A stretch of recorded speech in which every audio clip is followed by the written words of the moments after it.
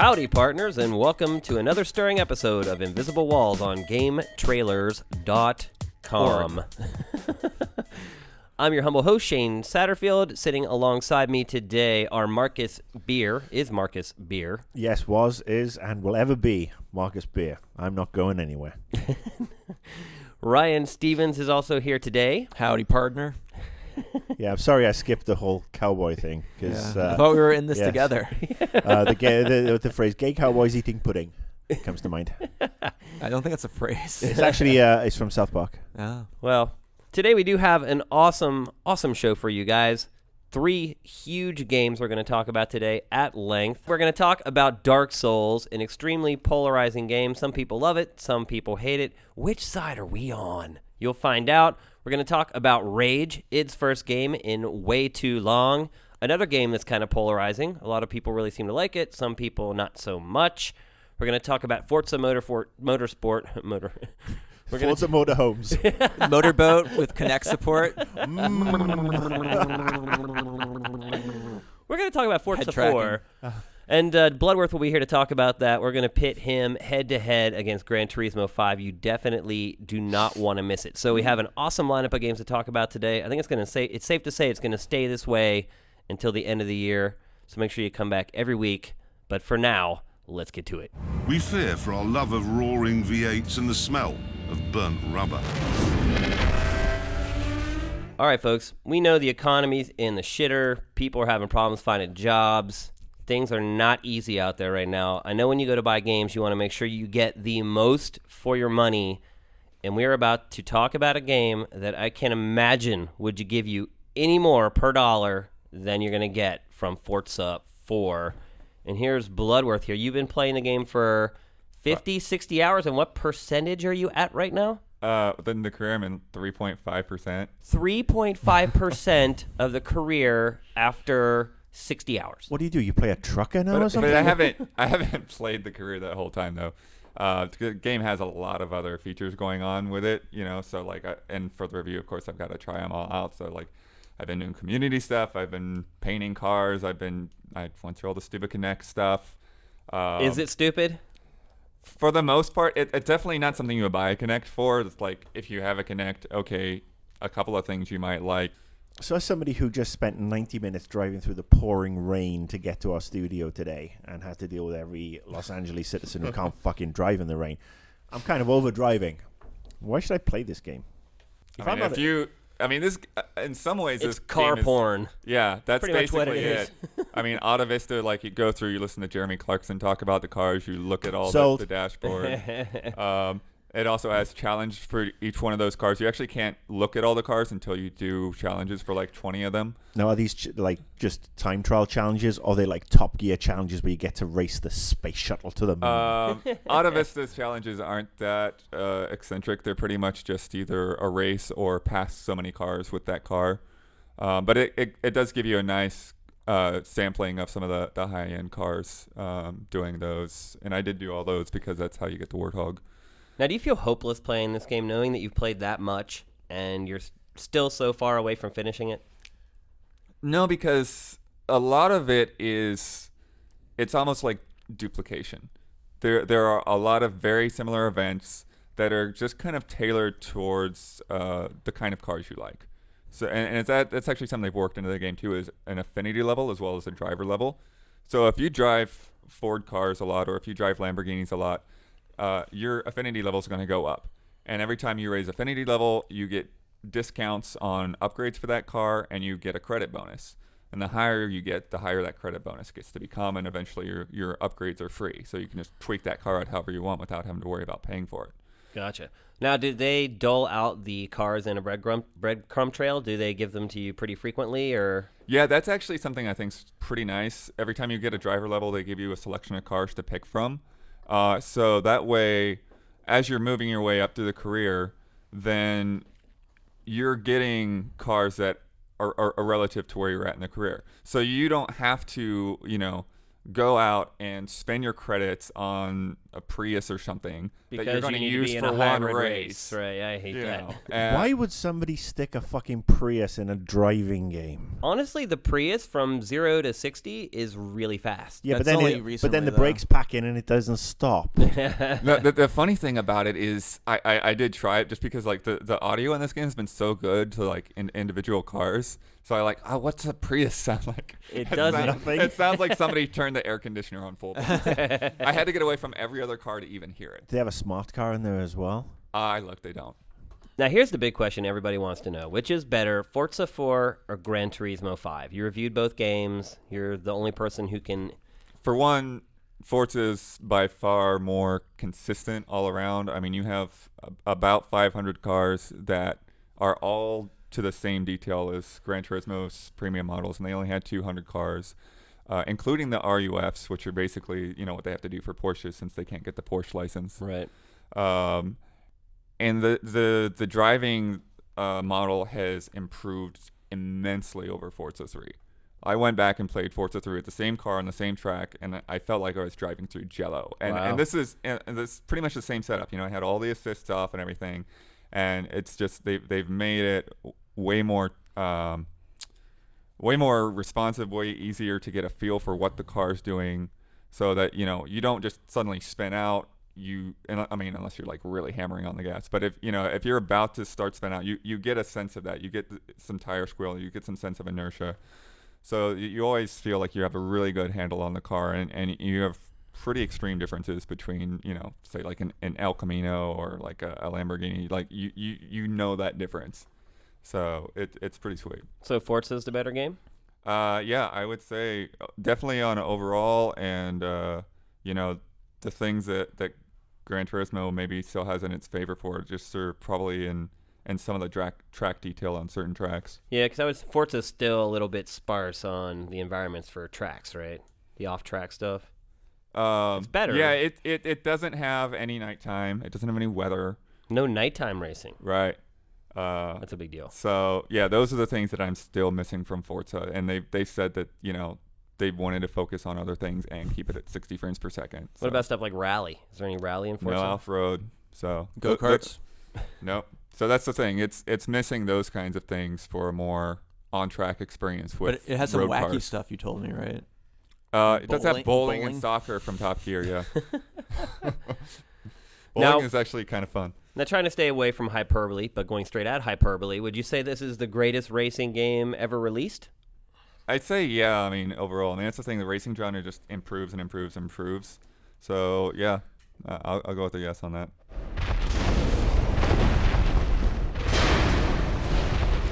All right, so next we're going to talk about a game that I honestly can't think of a game that's more polarizing than this one as far as people's absolute love for it and other people's absolute disdain for it, and that game is Dark Souls. Ryan, you loved Demon Souls. But it took me a while.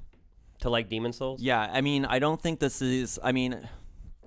I don't think it's a game that you naturally have to get right off the bat. And some of the issues that I had with Demon Souls are still present in Dark Souls, in that it's the game's a bit obtuse, and which we've talked about is the instruction manual sucks.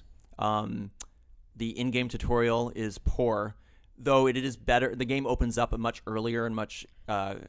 And it's just more open in general than Demon Souls was. Demon Souls, you basically had to beat the tutorial and the entire first level before it actually opened up with like leveling and being able to explore other areas.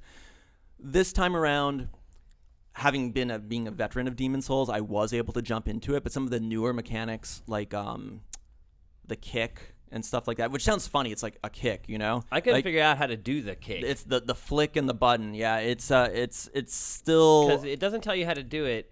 It just says hold the stick up and then hit R2. R1 for the kick. R2 is the jump. Yeah. Right. It's still a little takes. It doesn't tell you to flick it. It's not a user friendly. Yeah. That's true. Well, the kick. I'm summoning my my blue phantom Justin Spear. Yeah, here I am. I also like Dark Souls, but yeah, the kick and the jumping slash are not essential to getting through the tutorial, even even the essentially in run, the game. the jump, even the normal jump is a little weird. Yeah, it's a little weird. You have to use it actually, it's fairly optional throughout the game, but there's some good stuff if you are willing to take a jump. Well, The for problem the is they don't tell you to tutorial, flick it. That's all they needed to say is flick the stick up. No, but I'm trying to be objective That's all I had here. to say. No, I'm trying to be objective here. I mean, even things like the parry and riposte, not from just the little message on the floor, it's a little hard to kind of understand like that kind of concept. And Well, it becomes a really powerful move if you are able to pull it off. Well, it becomes essential ultimately. no, No, not really. not at all. Blocking is always Yeah, I mean, 100% safer than parrying. I'm not even parrying good at will the get you game. killed. I go for the first thing I did in that game before I even leveled was I bought a shield with 100% block and turtled myself up, and I knew how I would play the game. Right. Justin comes in and he's swashbuckling and plunging swords through dudes and crap like that. You'll not be able to parry the huge bosses either. But what It's a really great matter of fucking Well, that game. makes sense. Right? I mean, Yeah, it's great. we got a couple copies in the office. Miguel's been playing it. Justin's put in some time. You played the 360 version a bit too, right? Yeah, a little bit. Yeah, those bumpers. I want to try it a It was little a bit. I'm little. curious. I mean, it was weird to me being used to PS3, but it seems to run well on the 360. I think it's viable. You could do that. The big changes from Demon Souls is that the game's just it's much larger this time around, and they've made it a completely interconnected world. And we were talking about this at lunch one day, but it actually really does pay dividends when you start linking the world together and see how it all actually fits somehow. It becomes this ambitious level design actually feels really rewarding, and like getting from place to place. And the game does tip its hat, and you later on you are able to kind of warp around and make things traveling a bit easier. But it's just, I don't know, the first time I found like the elevator from like the church, this is pretty early on, like the elevator from the church back to the starting zone, I felt like amazed. Yahoo. Almost. And it's not just because really it makes cool it easier, but because, yeah, it's a little hard to put your finger on it, but when a world seems just coherent, it pulls you out of the world less, and that's one of the things the game does. It tries to have explanations through the story for a lot of little things, and the first game did this too. But again, it's a little obtuse. Like if you actually read about in your inventory, you have the thing called the dark sign, and that's the reason that you're constantly reborn in this kind of shattered world, and they try to make sense of the game mechanics through game narrative. Which it's nice because that kind of thing's usually set to the side when people kind of separate mechanics from the story and stuff like that. Combat's still pretty satisfying. They've definitely. I think the combat's really good. It feels like if Zelda Stamina is a big deal, or being able, when you decide to eat a hit or block, it'll take your stamina. When you swing, you're also taking stamina. So it's kind of hard to get out of the tutorial section without having a basic understanding of, I can't just block everything and then go crazy after you've just blocked a ton of attacks. You have to let up on your guard, let your stamina recharge. So you really have to be careful about it. It's a really deliberate kind of combat, and it takes time to get used to. But I know one thing we were talking about, Shane, was the game at certain points, especially when you're being cautious, is you'll try to fight one enemy at a time. But no, that's a really valid thing to do, and it feels a little cheap. It feels like a little MMO, but the game definitely. I just want to say real quickly, it definitely is going to put you in situations where fighting multiple enemies at the same time is mandatory, and it's something you will have to deal with. So sometimes you want to, test your reflexes and your muscle out on the field, because there are boss situations and certain room situations where you will be tackling multiple foes at the same time. So it doesn't have to fall into that kind of that. That's one of the MMO kind of trenches that I don't really like, the whole pull and attack sort of thing. I played the game for about 4 hours, and in all honesty, I felt like I got nowhere. In fact, for the first 90 minutes, 2 hours I played it, I did get nowhere, because I was going down into this graveyard fighting these enemies that were killing me in 3 or 4 slices. Now, I have not played Demon Souls, so I didn't have that information to fall back on to say, hey, well, I'm getting hit 3 times and dying, I shouldn't be fighting these guys. But to me, I shouldn't have to have played Demon Souls to jump into this game and sort of learn that. The game doesn't tell you, hey... Well, actually, it sounds like almost you expect the game to be really difficult, and you're like, this is how the game is, and you don't realize you're throwing yourself against a brick wall. And I mean, it's not the only way to go at the beginning. I think the main path going up... But see, I didn't find the main path. I found the path down to the that's graveyard. True, but I mean, it's not as if it's hidden, and it is kind of an open area. So, I mean, it is definitely possible to... I It's did the also same possible thing, to go though. down to the graveyard. You can get a lot of cool items. You can get some souls. You can level up off of it if you're able to make it out alive. Or So you can get in too far and die and never get all this stuff back, and you just wasted 2 hours of your life. the items you pick up. I mean, Actually, the items you lose pick your up souls, you'll keep. which is what you use to level up. That's true, but you can find items that you can consume for souls. You can find I think a decent sword down there as well. I mean, it's a place you can go, but you don't. It's Yeah. totally your decision and if you're good enough at the game, you totally can go down there right off the bat. And to be fair, I did the same thing. The first thing I did was find those skeletons who don't even drop souls when you kill them. And I was like, wow, is the game? Did they really up the difficulty this much? And I went there a couple times, and then I was like, I don't think this is right. And this is something else I brought up with you, is that this game is meant to be connected. When you played, this game had crazy server problems in Japan when it launched, and for the review edition that thankfully we waited. The US launch has been smooth since the last patch, and that's where like the messages and stuff like that would probably help. And that's a big aspect of the game that like was kind of shut off at the very, very beginning because there wasn't anyone playing. Yeah, I mean, I don't have a problem with difficulty. In fact, I love difficult games. In fact, you're the Ninja Gaiden master, right? Right, but the difference between Ninja Gaiden and this game, both games extremely difficult. To me, and in my opinion, Ninja Gaiden gives you the tools to deal with the difficulty. I feel like when I die in Ninja Gaiden, it's my fault. And I did something wrong, and there's something in the game that will help me do that. And in my opinion, Dark Souls feels clunky. I feel like I'm not given an adequate set, and I'm sure you guys think I'm crazy. I think you just need to get used to it. It's like if you pick up a difficult book and you're like, oh, this is like trying to read Paradise Lost or whatever. You're not used to this style. Like what the hell? But you have to overcome that barrier to get to the again, it goes actual back game to or the I have actual no work. problem with difficult games. I grew up playing games. In fact, the games now are so easy compared to the games that we grew up playing that it's kind of disappointing, in all honesty, when you get a checkpoint after you walk every 3 feet in most games these days. And we'll get to that with Rage in a little bit as well, because I think Rage has a little bit of that old school flavor as well. But again, I just, like, for instance, what I started doing with the skeletons was, okay, I figured out they're hard to beat. So what I would do is I would look at them, and I'd start inching forward until you get into that zone where they become alerted, and they start running at you. So they'd start running at me. I'd turn around, run away, get way far away from where they started, and kind of use glitching to get them in uncompromising positions to kill them. So I get them back into this like big water garden. They'd get confused. They get caught on a piece of geometry, and then I'd go back to the doorway, and I'd kill them without them being able to hit me. And I felt like that shouldn't be the case. I felt like I should be empowered enough, especially in the first 90 minutes of the game, to be able to handle those enemies with the tools that the game You has handle given them me. by turning around and going the other way. Yeah. I mean, that's pretty much it. Is that Or it if isn't- you're it isn't- supernaturally to me, skilled at the it's game. poor Well, this design. is no. It's also a open game where you world. run into an enemy. This, real quick, you run into an enemy, and they seem like there's these guys with a shield and a spear, and they're extremely difficult to figure out how to get past them. Their defense seems like really impenetrable. If you circle around them, they just keep turning. Eventually, you will figure out a small trick to fighting this enemy, and when you see him the next time, you murder him instantly. It's not a matter of being a higher soul level. It's a matter of you've learned this little trick. You understand when he'll do this animation, how to do that. It's really, you have to have knowledge. You have to have experience, and it's not really leveling up in that game that lets you progress through it. It's getting knowledge of the level, what will kill you, what the enemies will do, what they'll respond to, and you eventually learn that. But you can only get it through knowledge. It's not simply But where do you hitting get the button knowledge? fast That's enough. the very start of the game. You And get the it- instruction book is You like get 2 it by pages. fighting the enemies. That's the only way and to do dying it. over and over for 90 minutes until... If you're really cautious, you will die less. I mean, it's Well, yeah, that's the way everything works in life. Well, If but you're I really mean, cautious, you don't get it's punished it's as worth much. it though. I mean, Yeah, the game's not like, when you okay, kill beat- these when you guys. finally Okay, I beat a think you're good boss, enough to kill that. You finally beat a boss. You start linking things together. It really comes together as a full thing. And we didn't even talk about some of the crazy online stuff or the kind of just weird mysteries that are like wrapped in this there's a game. lot- But yeah, there's it's a lot to deeply it. satisfying. There's a Right, lot but I there. think there's a huge segment of people that will never get past all this other stuff we're talking about to get to that stuff. I mean, there's now, a lot now of- where I'm sitting, I've played about 4 hours of it. I'm like, am I going to go back and play it?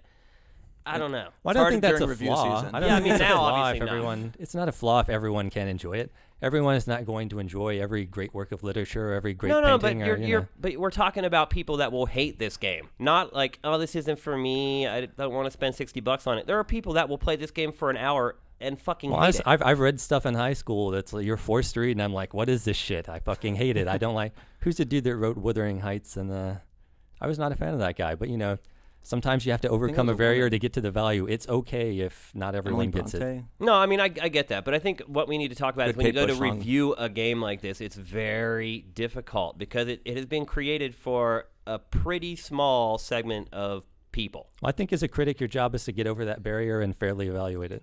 Right. Well, if I'm fairly evaluating it and I get nowhere in the first 2 hours I play the game, then to me that's a shitty game. You got to get over the barrier. All right, But- last word to Ryan, because he's the champion of Demon Souls. Is it too hard? Is it too unforgiving? Would I like it? It definitely gets frustrating, and I had the same issues with Demon Souls. It just at a certain point it will click with you. I mean, that's the bottom line. If you like Demon Souls, you're going to love this game. If you didn't like It Demon took Souls, me a you're whi- actually going to like this one even It less. took me a while to get into Demon Souls, but this is fundamentally a better game because of its design decisions. And I would say it is harder than the first game, but I don't think it's to a point like where it's actually an unstoppable barrier due to some smart design choices with things like how leveling works and with weapons. I've got a plan that might get us both out of this mess. All right, here we go. It's been a long, long time coming. Finally, we're able to talk about Rage.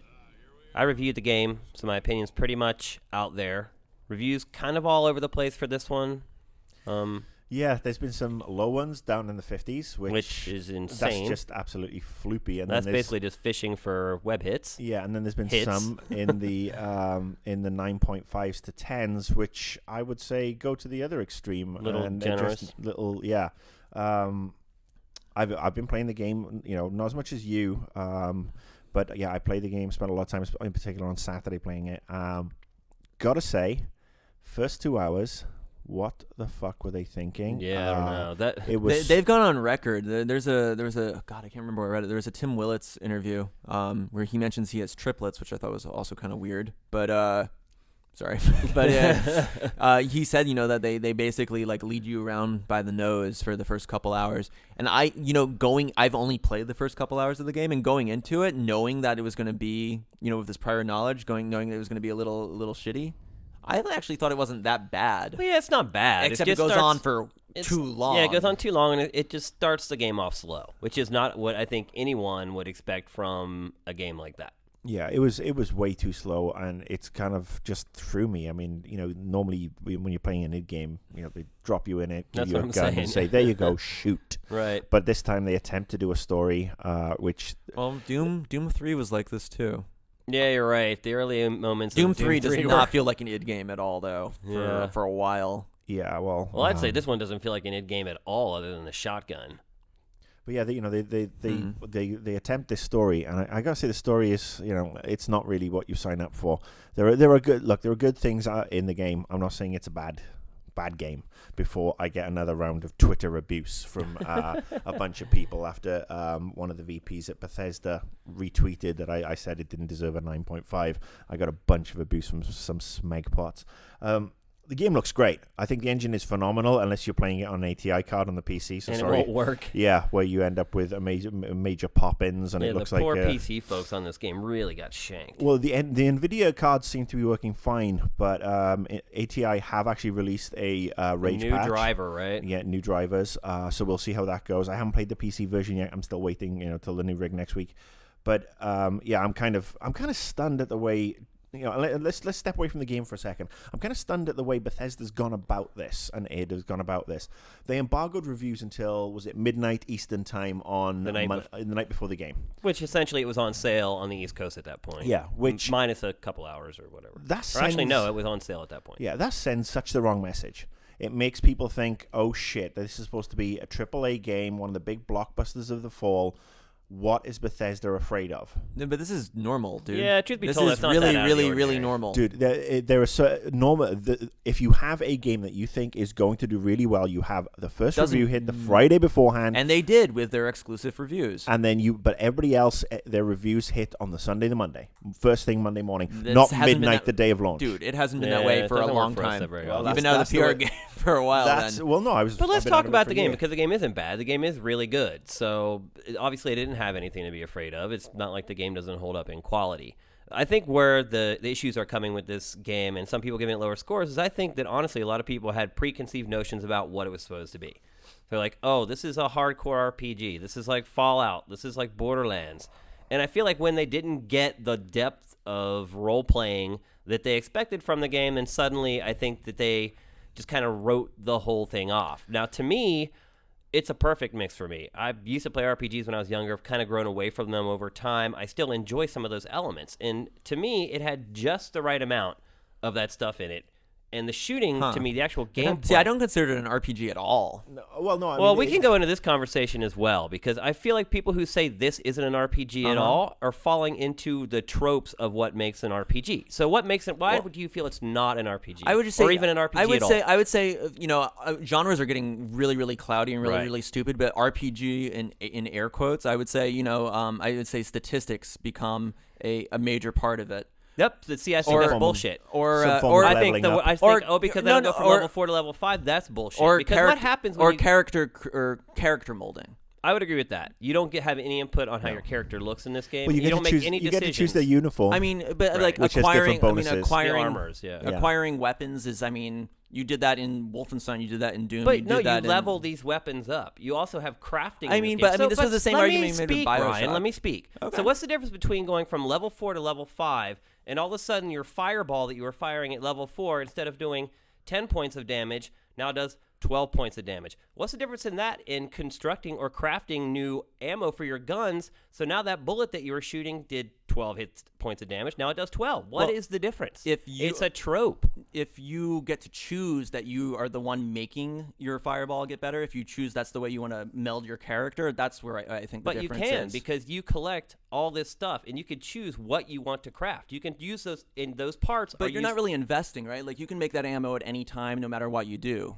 right? No, as you long have as to- you have to have get the parts. schematics You and- have to get the parts, but those parts carry across multiple things. So a sentry bot uses a lot of the same parts as a sentry turret. So you have to make that decision. Do I want to invest these parts that I've collected in creating a sentry bot, or do I want to create a sentry turret?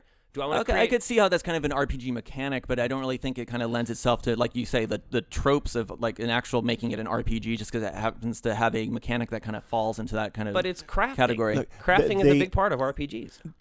id never said that they were making an RPG. Right, and I I'm was- not saying this is but an RPG. What they did boast and what they've been saying from the get-go is that this is a huge open world game. But then they say id Tech Engine 5 is not an open world engine, so there was a lot of mixed So messages. I mean that is I what just think people get caught up on stupid bullshit. marketing when the crap. bottom line is that you're doing the same damn thing. It's just not labeled as such. if I was going after them for anything, I wasn't expecting it to be an RPG. They do have some very, very, very small RPG-like elements. The crafting, selecting of armor, upgrading your truck. But I mean, upgrading everything in the game. But for me, the RPG element also comes from strong character interaction, having a control over your character and options and dialogue. see, that's only been that allow recently you in to RPGs. to play. well, There's- there are only- Western RPGs have been like that from the There's get-go. only a handful JRPGs of games not that so do much. that. Most RPGs do not let you choose the path through the story. They do not let you go through a dialogue tree. There's a They very do select. now. There's a very select group of games that do that. There's a handful of them. There's The- still the- hundreds of RPGs pouring out of Japan that don't let you do that. And those keep on pouring. Well, Look, that's I'm why not even genres getting. are I'm not stupid, even 'cause getting. then you I'm go not even getting. JRPG versus Yeah, Western I'm not even RPG. going I into mean, that it's all- one. I'm it's talking all about the silly. ones that Right, sell but you're over here. saying that there's no RPG elements in it. I completely disagree. I don't think it is an RPG, but I think for people who maybe aren't big fans of RPGs, that this has the perfect amount of customization and improving your character for them to maybe it turns into a gateway game that gets them into other RPGs that are a little deeper, like a Fallout or whatever. And then to me, again, I'm a big gameplay guy. I've said it on the show a billion times. I take gameplay over all the other bullshit any day of the week, and that's where Rage rules. The gunplay in this game, I fucking love it. And why do I love it? It's because the enemy AI. I've never played a game like this where every single battle you have no idea what's going to happen. The closest thing I can remember to something being similar to this was the first time I played Halo. That's a good sign. And you had no idea what was going to happen with the enemies in that game. And Bungie's talked about how we tried to build the game 15 minutes at a time. The way the enemies react in this game, every battle is different. They never do the same thing twice. I reloaded levels to see if they would do the same thing twice. They don't. You get in these big battle arenas where you watch the enemies. They're crawling over the environments intelligently, diving over benches, jumping up on the ceiling, climbing. They never just run straight at you. And That's really good because, like when Justin was playing it, when we played it at TGS, I was concerned, but they must have had it uneasy or something. Dude, because it looked like a shooting gallery. The No AI way is at very all. impressive. In fact, the only things You're that playing happen on normal or hard? playing or normal. Normal, well, okay. the only things that happen repeatedly is the voices. They say the enemies same things get a little time repetitive. and time again. But the other part, too, that keeps the game from turning into a grind is that a big part of the game is going to these bandit hideouts and trying to steal their technology so you can use it for yourself. Well, every single group of these bandits, they're all different from each other, and they all have different technology. So every time you go to a bandit hideout, the way you play through that level is completely different. Sometimes you go, and they're just like, they're humanoids, and they just rush at you, but then other times you have guys that are mechanicized. So you need to use, like, your EMP weapons. You need to find the weak spot on their armor. So sometimes the levels are run and gun, run in with your shotgun, take everything out. Other times you have to be very calculated, use your cover, plot, look for sight lines to try to get shots on people because if you pop out, you get killed. I just played Gears of War 3, and I got 2/3 of the way through that game, and I was like, oh my God, not another room where I come in, all the guys flood in, I hide behind a box, they hide behind a box, and we play hide and seek for 10 minutes. I kill them, go into the next room, rinse and repeat. This game is not like that at all. I never, ever got tired of the combat in this game all the way to the end. So, But would it be safe to say from what you're saying that, like, depending on the gang you're going up against, even though their techniques may change from load to load, like they have maybe a certain flavor of AI depending on the gang? oh yeah, definitely. Yeah. Okay. Oh yeah. Okay. They do a good job of making sure that the first time you encounter a particular enemy, you have the right weapon for the job. So you're not going in, especially in sort of like the first 4 or 5 hours, and you're going in against a bunch of guys. For example, when you're doing the the car bomb guys, and you have to take those guys away. You make sure that you find a kick-ass rifle that's such an upgrade over your automatic rifle that you can then take down some of the heavily armored guys with miniguns. So they do that very well. I gotta say, props to them for finally getting rid of the id trope that is the monster closet. Yep. No more monster closets. This game doesn't feel like an id game to me at all. But you said it had some old school design stuff. Well, yeah. What would you say that is? Well, it's pretty linear for one. There's not much. I mean, When you're actually in a hideout, you mean, as Yeah. opposed to the world? Okay. yeah, I can mean, see it's that. a lot like a Call of Duty or something like that. There's not a lot of open areas to fight because the open world is outside, and pretty much all you do out there is fight in your buggy. Because if you get out of your buggy, you get destroyed. So most of the levels are pretty confined, pretty linear. There's stuff hidden in there, obviously, because you need to find all the lock parts grinder and stuff. Right, you need to find all the parts to build and craft all your stuff. But I think the biggest complaint, the story, completely forgettable. The characters that you deal with are really quite generic, but the characterizations, the facial animation, the actual engine itself, some pop in on the 360. Obviously, like I said, we talked about the PC issues. I think the Rage engine is going to be phenomenal. I can't wait to see what happens. And I've said this before. id are a great tech company that have been missing a really awesome game designer for a while. So I would love to see, for my own selfish reasons, what Fallout 4 would look like with this engine. Well, I would like to play Fallout 4 with this gameplay. It would take a 20. Well, then it wouldn't be an RPG. But why wouldn't it be an RPG? All right, we've gone through that time and time again. Do I think that it's No. Why would it not be an RPG if it had that gameplay? I can't understand that concept. Well, because it doesn't have enough RPG. Because you have to be dislocated from your character for it to be an RPG? No, not dislocate. You have to be able to, like I said, for it to be an RPG in my book. And that's why I'm not criticizing Rage for not being an RPG. I never expected it to be that. But I can understand. It's like you're falling into a stereotype. You're saying the combat has to be this way to be an RPG. I completely disagree. I didn't say combat. I was talking about what we were gameplay. I was talking talking about just gameplay in general in the game. I said, what if Fallout had the gunplay from Rage? That would mean it would not be an RPG? Gameplay. So No, I misheard you. So, I mean, do I like VATS? Absolutely. Would it be great if they incorporated that? Yeah. You see Borderlands did that to a certain degree and pulled that off. So that might be an interesting way forward. It would probably take it way further away from the poor purists, I think, than a lot of people would like. But I think a lot of people didn't like VATS. They didn't like the fact that you could have your reticle on someone's head and it would completely miss the enemy. I mean, I think there's a large camp of people that would like immediate combat. You don't have to use with VATS all the other stuff wrapped and you also around it. don't have to use VATS in Fallout. You can just go and blast away at people, and it's just a little more perhaps realistic. Bottom line, I think Rage is a very good game. I don't think it's an ultra brilliant game. I've seen, personally, I would have scored it 8-ish. I think the driving can be fun. They do it better, perhaps, than Borderlands. The driving multiplayer is awesome, by the way. We didn't even mention that. I've been playing it ever since I got the game at night. Like, it's like Mario Kart, but much more gritty and much more involved, I guess. I will say, I think Bethesda were a little overly cautious with regards to holding their reviews back so late. I think it caused a lot of people to get a little bit uncomfortable. I would say if you like shooting gameplay, go buy Rage. Don't think twice. Don't listen to all the haters. This game is fun to play, and I play games to have fun. So just drink through the first 2 hours. That's all. The first couple of hours, they're just a little slow, but it does pick up. They're not that bad. But when you start getting the big rifles and the big shotguns, and you go through Mutant Bash for the first time, then it does start to pick up, and it's like, yeah. Yeah, I don't know. I think it's a great game. I think you should go buy it. Slam home, and he draws the foul. A chance for another point at the free throw line. Well, that was a dynamic two-hand dunk there. So it's been a while since we've heard from our old pal, Grumpy McGrump, but something has raised his ire, and he is here to talk to you about it today. Is it Wuthering Heights? It is. It is. I hated that song by Kate Bush. I love Kate Bush. No, it's actually it's something. There's no sex in your violence. Yeah. Oh wait. I like my women how I like my White House, no Bush.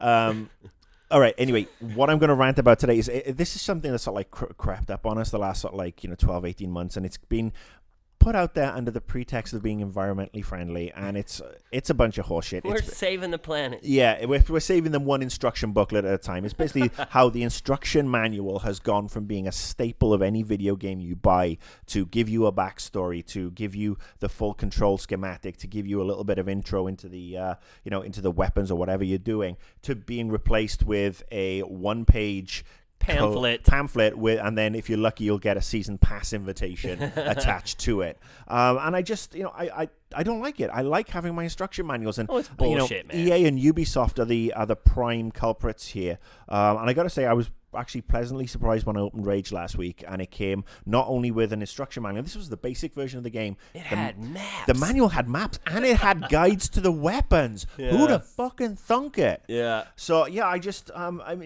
have you played Dark Souls yet? No, I haven't played Dark Souls yet, but I just think the guys from Software are sadists. But no, I just like to get back to us having these manuals, because for me it's something I've always enjoyed reading when I was installing a game on the PC. Well, I like it when I drive home from a store. I'd stop at a stoplight, I'd pull out the instruction manual, get me all hyped, ready to play the game. So as soon as I got home, I could toss it in the machine and go at it. Yeah, I mean they're being replaced nowadays with cutscenes that a lot of them, the cutscenes are just wank, and I just want to hark back to an older, better time where you come and you'd get slap your $60 down, you get a hefty feel on your the game's case, because there's a manual inside, there's a map inside, and I mean mostly the RPGs are still doing it, But Dark Souls, it's what, like 2 pages, but then it's in like 80 languages, so it's like it's huge. more pages than like an EA or an Ubi, but it's this is the problem with Dark Souls, is the same one you have if you look through an EA or an Ubi. The information they decide to put in there is so like bizarre. Yeah. It's like, we have to tell you how to eject the disc, right, but we won't explain legally any of the multiplayer except you need to have Xbox Live Gold to play it. Like, yeah, I think there's some weird like. Well, it's a crazy complicated game. I mean, plus the verbiage in that game is like. Oh no, I'm talking about the EA and the Ubi stuff. I mean the Dark Souls one's. Oh, and the trash, epilepsy. There's the epilepsy warning as well. Don't forget that. Yeah, but like some of them are completely devoid of any content that would differentiate the game from any other game. It would be like, this button starts the game, this button selects things on the menus, and like maybe something will say fire your gun, but like you don't even get the stupid little paragraph of plot. I know you don't get that. It's crazy. Like, in like anything. Yeah, and I mean, I go back to it, like, remember when I was a little kid and like Legend of Zelda, it had the cool little artwork of like Link talking to, because that game was so like abstract. I mean, for the time, you were like, oh, so that's what that old man and the old lady look like. Oh, okay, The crazy part is games have become more complicated over time, and they're cutting back on their explanation even more. They're getting cheap. They're getting lazy. They don't want to pay a designer to do it. They don't even put it on a PDF anymore for the Well, I think PCs. Ubi is putting. They are Ubi. Maybe they're wrong online. On this. They're going to be no. It's going to be on the disc, right? Like there's online manuals on the disc or something like that. It won't be long until you're just going to have the controller schematic on the back of the box, and there won't be anything inside it. Yeah, except the season pass. Stopped in their tracks. So that's it for episode 180. I'm disappointed. I feel like I could have talked about Dark Souls and Rage for the next 5 hours, because I just feel like they're games that just kind of straddle that line between preconceptions and accepted notions. And look, don't go saying this now, because then everybody will be saying, "Oh, why don't you do a 5-hour Invisible Walls?" I'd listen to it. That's never happening. And our editing crew would have strokes. But it was good to get back some spirited discussion on the show. It's been a while. Everything's just been kind of vanilla for a while. I'm upset I missed the Damiani Bloodworth throwdown. Yeah. I don't know if it was much of a throwdown, so to speak, but it is good to Legendary. get some spirited discussion back on the show. We definitely had some of that today. And Marcus, actually, before we go, has a very special announcement to make. Yeah, I want to talk quickly about something called G3, which is like gaming and giving for good. And it's basically an event that happened last Saturday, part of Extra Life, which is a great charity here in the US that gives to a bunch of hospitals. And I basically signed up for this 48 hours before, and it was basically just spending all day Saturday, October the 1st, playing on my 360. And I got a bunch of friends to sponsor me, and I raised basically $1,000 for the LA Children's Hospital. That's awesome. But I also want to throw this out there that they're keeping our sponsor pages up until I think the 1st of November. So there's a link on the screen right now, and if you go and search for Marcus Beer, you'll see my sponsor page. So if you can afford a couple of dollars, it's for a very, very good cause. I mean, it basically makes children's lives in these hospitals a little easier. It helps pay for rooms so the parents can come stay. It puts a Wii in their hands, or a DS or whatever.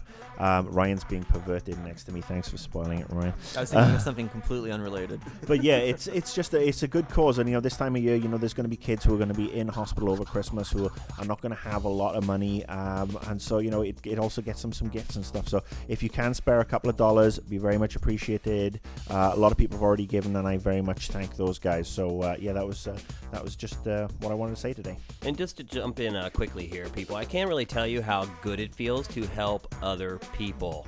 The feeling that you get when you donate to a good cause, like I could play 20 video games and it won't make me feel as good as it does when I help other human beings. It's like setting off 2 nukes. It's crazy. I mean, it's being a human, right? It's those chemicals in your body that are pushed out whenever you do something good. Dopamine. Like, go for that feeling, folks. It's worth it. So make sure you support Marcus in this.